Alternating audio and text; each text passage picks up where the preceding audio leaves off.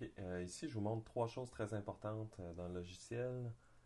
Premièrement, je vous montre les clés, comment faire des clés de mouvement, de transformation, de quoi que ce soit sur nos éléments. Deuxièmement, je vous montre le lien de parent-enfant. Puis aussi, je vous montre comment contrôler la caméra grâce à un nul, puis quel avantage ça a de faire ça. Donc ici, je vous montre, je commence par vous montrer les clés de mouvement. Donc, je vais commencer par déplacer un petit peu mon plan qui est un peu trop proche. Ok, ici je veux vous montrer une clé de position. Par exemple, si je voulais que ce plan-ci passe du côté gauche au côté droit. Donc, ce que je vais faire, je vais aller chercher mes paramètres de transformation qui se trouvent en dessous de mon calque. Je vais aller sur position, puis pour mettre ma clé initiale, je vais cliquer sur le petit chronomètre qui est ici. Donc, ce qui arrive sur ma timeline, il y a un losange jaune qui s'ajoute. Ça, c'est ma clé, ma première clé finalement. Donc, si je déplace ma tête de lecture, ensuite de ça, je déplace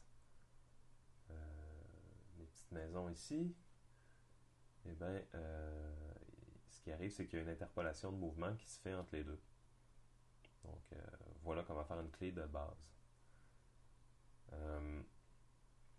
Autre petite chose, si par exemple on veut ajouter une clé ici, parce qu'on veut initier un nouveau mouvement, on peut y aller juste à gauche de notre paramètre de transformation. On a un petit losange ici qui est ombragé, donc j'appuie sur le losange et ça me crée une clé de mouvement dans mon timeline. Donc ce qui va se passer, comme mes deux clés sont identiques, entre les deux clés, il ne se passe absolument rien. Puis si par exemple ici, j'allais changer la position, là, ce qui arriverait, c'est qu'entre les deux dernières clés, ben, j'ai une nouvelle interpolation. Et voilà, on comprend ce qui se passe. Petite chose avec laquelle vous pouvez aller vous amuser, c'est l'éditeur de courbes qui se trouve juste ici. C'est le petit icône juste au-dessus. Bon, là, on voit que mes clés sont assez carrées, mais ça fonctionne comme à peu près n'importe quel éditeur de courbes. Vous pouvez aller vous amuser là-dedans. C'est des béziers. Vous cliquez dessus, vous pouvez amortir votre mouvement avec ça finalement, ou l'accélérer. En fait, accélérer l'interpolation. Ça peut être mouvement, rotation, opacité, etc. Donc, vous vous amuserez avec ça. Ici, j'aurais pas besoin de ces clés de mouvement-là. C'était tout simplement pour faire une démonstration. Donc, je les supprime. Puis, deuxième petite chose que je vais vous montrer dans ce tutoriel, c'est le lien de parent-enfant. Puis tout ça, je vais vous montrer en faisant un nul pour contrôler la caméra. Donc ici, vous avez une colonne parent-enfant. Si elle n'est pas là dans votre logiciel, il suffit de cliquer avec le bouton de droite sur la petite barre ici, puis aller chercher la colonne parent. Donc la colonne juste ici. Et voilà. Donc ce que je vais faire, en fait, je vais commencer par vous montrer comment la caméra fonctionne. Ça peut être tannant des fois parce que la caméra va... je vais déplacer mon plan qui est revenu au même endroit qu'au début. Alors voilà. Donc la caméra, parfois on clique dessus, puis on veut se déplacer, puis ce qui va arriver, c'est que le logiciel va prendre automatiquement la caméra et son point d'intérêt. Donc je vous montre rapidement ici. Il a choisi les deux. Le point d'intérêt, c'est le petit truc qu'on voit juste ici. Mais aussi, d'autres fois, je vais prendre la caméra, puis oups, là, il a choisi seulement la caméra et pas le point d'intérêt. Donc, ça peut amener des erreurs, ça peut amener des choses vraiment plus difficiles, rendre l'animation de la caméra plus difficile. Donc, ce que je suggère de faire, c'est d'aller chercher un nul. Donc, comme à peu près tous les objets dans After Effects, le nul, c'est un calque, un layer. Donc, je vais dans calque, nouveau, et je vais chercher objet nul. Cet objet-là, il doit absolument être en 3D, vu que, ben, dans ce cas-ci, vu que ma scène est en 3D, puis ma caméra se promène dans un plan en 3D. Euh, donc, je le mets en 3D, on se rappelle, dans la petite case ici. Puis, je veux qu'il soit le parent de ma caméra.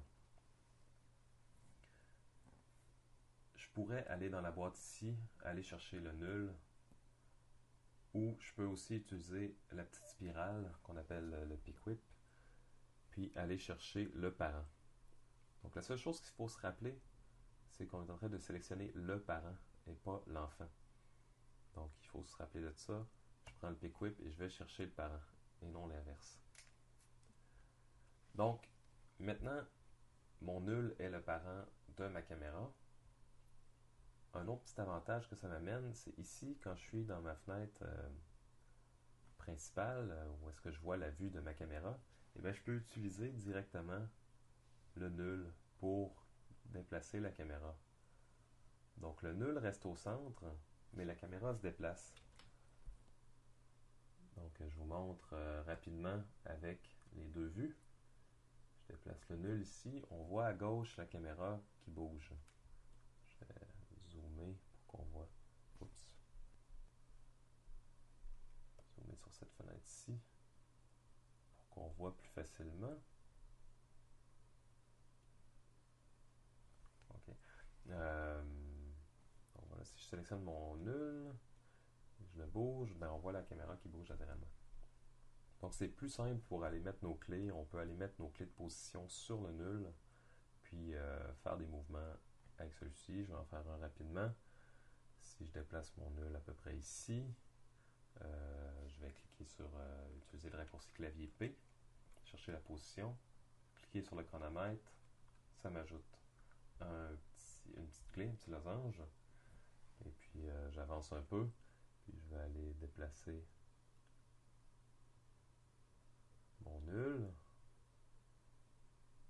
tout près de la maison ici. Et bien, voilà, ça fonctionne magiquement. Ce que ça peut me permettre de faire aussi, c'est, par exemple, je veux rectifier mon mouvement ici, d'aller cibler plus précisément avec ma vue de caméra, ce qui serait plus difficile à faire sans utiliser un nul. Donc je veux aller cibler directement ici. Ben, voilà, ça va partir de mon endroit initial puis s'en aller directement focuser sur ma petite maison. Donc, je vous conseille d'utiliser ça. C'est bien pratique dans beaucoup de cas. Donc voilà, ça fait le tour de ces trois éléments importants. Le lien de parents, les clés, puis l'utilisation d'un nul pour contrôler la caméra.